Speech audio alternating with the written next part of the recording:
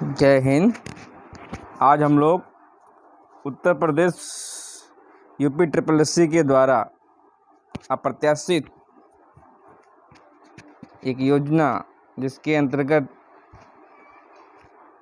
Lump sum बताया जा रहा है कि एक बिग अमाउंट पे भर्तियां निकलने वाली हैं, जो और एक ऐसा प्रोसीजर जिसके बिना अप्लाई किए, बिना उसके मार्क्स के बिना आप यूपी के अंतर्गत आने वाले किसी भी भर्ती जो 4600 पे ग्रेड के अंतर्गत आएंगी उनमें आप पार्टिसिपेट नहीं कर पाएंगे।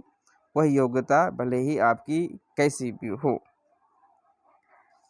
साल में 2 बार कराने का विचार और एक एप्टीट्यूड टेस्ट के द्वारा आपकी क्षमता का आकलन करने का भी एक नया तरीका उत्तर प्रदेश अधीनस्थ सेवा चयन आयोग लखनऊ के द्वारा आया है। इसके अंतर्गत आपकी प्रारंभिक अर्हता परीक्षा, जिसको पेट नाम दिया गया, प्रीलिमिनरी एलिजिबिलिटी टेस्ट 2021, जिसकी प्रारंभिक डेट जो थी, स्टार्टिंग जो रजिस्ट्रेशन कराने की प्रारंभिक डेट 25/5 से स्टार्ट हुई है और अंतिम 25/5 से स्टार्ट होकर अंतिम इसकी है 21/6, मतलब 21 जून की लास्ट डेट रखी गई है। आवेदन में संशोधन जो होगा वह 28 तक हो सकता है। तो आइए इसको जानते हैं ये क्या है। ये एक ऐसी परीक्षा है जिसके अंतर्गत आप सभी को अप्लाई करना है, चाहे वो मिनिमम क्वालिफिकेशन 10 तक है। इसमें अप्लाई करने के बाद इसके एक एग्ज़ाम होगा। इस एग्ज़ाम करने के बाद जो आपके मार्क्स मिलेंगे, जो मेरिट बनेगी, उसके आधार पर आप इसके जो भी समस्त क्या कहते हैं कि वो फॉर्म्स आएंगे उसको फिलअप कर पाएंगे और फिलअप करने के बाद आपकी मुख्य परीक्षाएं भी होंगी, जिसके अंतर्गत जो विषय जो वैकेंसी जिस स्टैंडर्ड की होगी उस स्टैंडर्ड के अकॉर्डिंग एग्ज़ाम लिया जाएगा। तो उपरोक्त विज्ञापन को देखेंगे तो आप यहाँ पर ये पाएंगे कि 21 में आवेदन किया गया है और इसमें आपका होना क्या क्या चाहिए।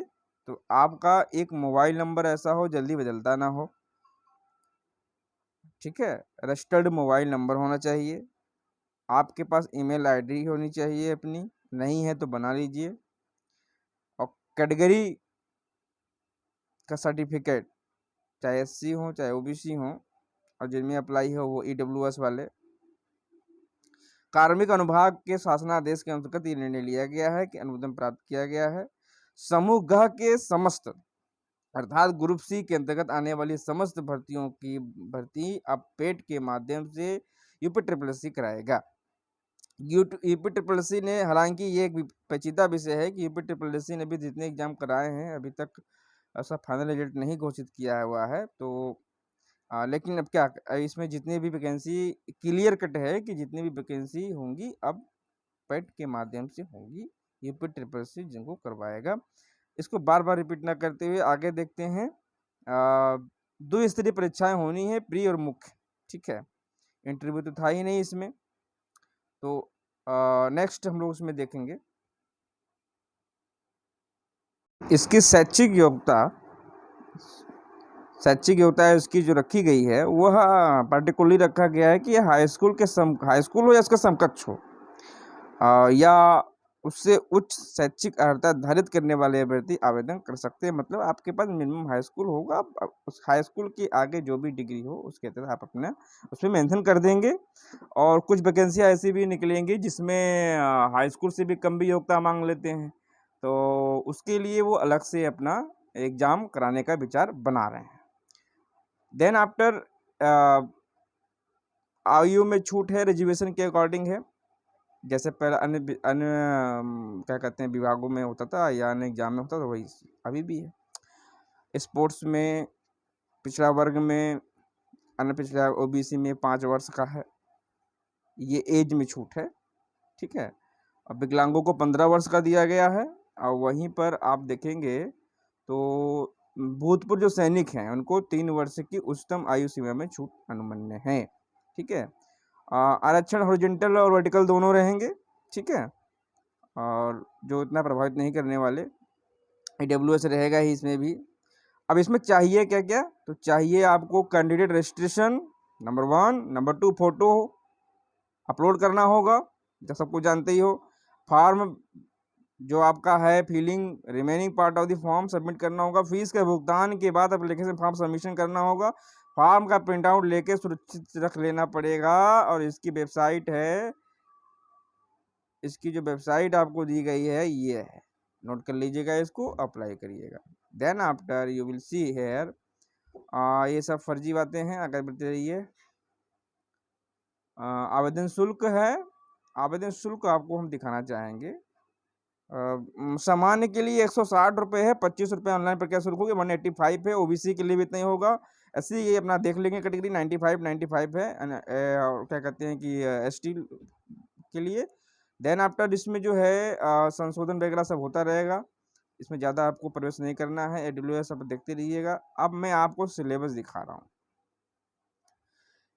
सबसे अच्छा यूपी ट्रिपल एससी की बात ये होगी कि इसने सिलेबस को बिल्कुल क्लियर कर दिया है। इसी सेक्शन से इतने क्वेश्चन आने हैं, ये क्लियरिटी इन्होंने देने का प्रयास किया है, जो एक बच्चों के लिए अनिश्चितता का जो भाव है उसको कम करेगा कि बच्चा इतना पढ़ सकता है। तो इसी और यूपी ट्रिपल एससी ने फॉलो भी किया है, चाहे मंडी का एग्जाम हो, चाहे आपका ये अभी ये मंडी का एग्जाम है, लेक पार का जो उसमें एग्जाम सर मंडी वाले एग्जाम में, और यूपी ट्रिपल एससी के अंतर्गत जो भी उद्यान वाले एग्जाम कराए गए हैं, और यूपी टीएलपीसी में आपका क्या कहते हैं लेफ्ट वाला एग्ज़ाम कराया गया, और ये केन सुपरवाइजर में कराया गया, जो भी एग्ज़ाम कराए गए, इसके अंतर्गत जो प्रिस्क्राइब्ड सिलेबस दिया है उसी में से के अंतर्गत क्वेश्चन को आया हुआ ऐसा देखा गया है। तो आप भारतीय इतिहास को देखेंगे, 5 अंक का है। अब भारतीय इतिहास में है क्या, सीबीसी है, वैदिक संस्कृत है, बौद्ध धर्म है, जैन धर्म है, मौर्य वंश है, गुप्त वंश है, हर्षवर्धन है, राजपूत का है पीरियड है, ये तो कॉमन से ये कॉमन है आपके अंदर, ठीक है। सल्तनत काल, मुगल साम्राज्य, मराठा, ब्रिटिश राज का अभ्युदय, प्रथम स्वतंत्रता संग्राम, ब्रिटिश राज्य का सामाजिक आर्थिक प्रकरण। तो हिस्ट्री का इतना है।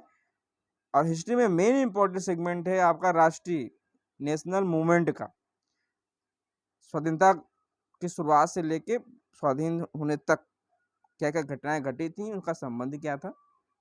इस टॉपिक को मैं बहुत बेहतरीन तरीके से आपको कराऊंगा। ज्योग्राफी में आप कुछ ना करिए, उठा के हाई स्कूल का चाट जाइए, ठीक है, पढ़ डालिए अच्छे से। इंडियन इकोनॉमिक में ये सेक्शन देख लीजिएगा आप, 1991 2020 14 के ढांचे में परिवर्तन जो आया है उसको लेके बेस ईयर्स, जीडीपी और NNP and monetary policies, liquefied LF MGS, ये जो टॉपिक्स आपके हैं, एसएलआर वगैरह, इसको थोड़ा देखना पड़ेगा, सीआरआर, ठीक है, repo rate, reverse repo rate, कुछ कुछ टूल्स हैं इकोनॉमिक्स में, उसके ऊपर देख लेंगे, बहुत जल्दी तैयार हो जाएगा, 2 दिन के 3 दिन में तैयार हो जाएगा ये। अब आ गया आपका पॉलिटी, जिसको हम लोग इंडियन कॉन्स्टिट्यूशन में पब्लिक एडमिनिस्ट्रेशन कहते हैं। इसके अंदर मौलिक अधिकार, जिला प्रशासन, राज्य प्रशासन, राष्ट्र प्रशासन, भारतीय संविधान में क्या आपको अधिकार दिए गए, क्या आपका कर्तव्य बताए गए, प्रिकॉशंस क्या होगा, कॉन्स्टिट्यूशन में क्या होगा, राष्ट्रपति, मुख्यमंत्री, राज्यपाल, ये कहाँ कहाँ किस अनुच्छेद में आर्टिकल हम आते हैं। तो इसको अंतर एक बार आप देख लेंगे सूक्ष्म में, मैं उसको कराऊंगा, प्रासंगिक जरूरत नहीं है। अब आता है मेन इंपॉर्टेंट है, जो बच्चे मानविकी से रिलेटेड है उनकी रीजनिंग कमजोर होती है। इसमें 9 नंबर पे अंग्रेजी है, वही 5 अंक का है। तो अंग्रेजी तो हाई स्कूल स्तर की है, 12th लेवल की हो सकती है, हाई स्कूल स्तर की कहा जा रहा है, लेकिन हमको कुछ अहेड लेके चलना पड़ेगा। Then after you will see in the segment of the logic and the reasoning, you will find there are also in number you will say, you see here the number is showing a 5 marks equal, और इसमें आपकी मानसिक क्षमता का आकलन किया जाएगा, जो बहुत टफ नहीं है। कैलेंडर, घड़ी, कोडिंग, डिकोडिंग, अगर ये आप प्रैक्टिस करेंगे, जो मैं टेस्ट सीरीज कराऊंगा उस प्रैक्टिस के दौरान आपको सब कुछ अच्छे से आ जाएगा।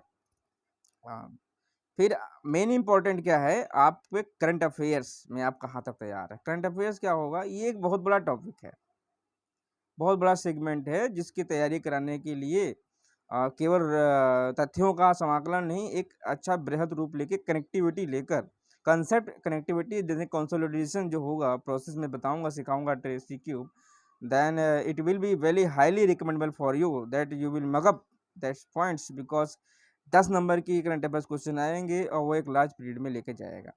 देन आफ्टर क्या है आपको, मतलब जनरल अवेयरनेस, तो अभी तक आपको है, आपने पढ़ा है, बहुत कुछ पढ़ा है, केवल मुझे उसे रिकॉल कराना है, मुझे उसे पुनः आपको स्मरण कराना है कि आप इतने शक्तिमान हैं, ठीक है। हाँ, सब सोए हुए हैं, आपको सबको मत जगा जगा देना है बस। देन आफ्टर क्या करना है, हाँ, इसका एक सेगमेंट है जो अक्सर 10 नंबर का आएगा, यही खेला करेगा अच्छा-सा। इसमें वही पढ़ा पाएगा जिसमें इसकी पकड़ ज़्यादा है, या बच्चा वही कर सकता है, ये ग्राफ वाले जो क्वेश्चन और स्टैटिक्स में जिसका स्टैटिक्स के क्वेश्चन जो आपके हैं विश्लेषण ग्राफ वाले बहुत अच्छे क्वेश्चन होते हैं, टेक्निकल क्वेश्चन होते हैं, टू द पॉइंट होते हैं, अगर समझ में आ गए तो अच्छे मार्क्स आ जाते हैं और समझ में आ ही जाते हैं, ठीक है। फिर आपका तालिका के व्याख्या विश्लेषण ये नया ऐड किया है, जिससे आपकी एप्टीट्यूड जो कैपेबिलिटी है इसका एक बहुत बृहद स्तर पे चेक किया जा सकता है। आपने यूपी ट्रिपल सी जितने भी एग्जाम देखे होंगे उनके प्रश्नों की मैं उत्कृष्टता, मैं कहता हूँ standardization of questions in UP triple C is very much higher than expectation, ठीक है। तो आपको एक अच्छी सी तैयारी करनी पड़ेगी, एक अच्छे शिक्षक के अंडर में रहकर ज़्यादा इधर-उधर की बातें ना करते हुए एक अच्छे से कहीं में रखे, ये आपको एक बहुत बृहद स्तर पे एक very large amount with rigorous practice with test series solving concept understanding within time period you will have to preparation at least whatever the exams will that will be I don't know, जो भी exam की date होगी वो हम नहीं समझ पा रहे, अभी नहीं निकल पाई, जो भी डेट आएगी वो जल्दी ही डेट ही आएगी और एग्जाम आपसे करा लिया जाएगा। समय कम है तो इसके लिए एक राइट अप्रोच जो होगी वो बहुत मैटर करेगी कि आप इस एग्जाम में किस स्तर का परफॉर्मेंस कर पाते हैं।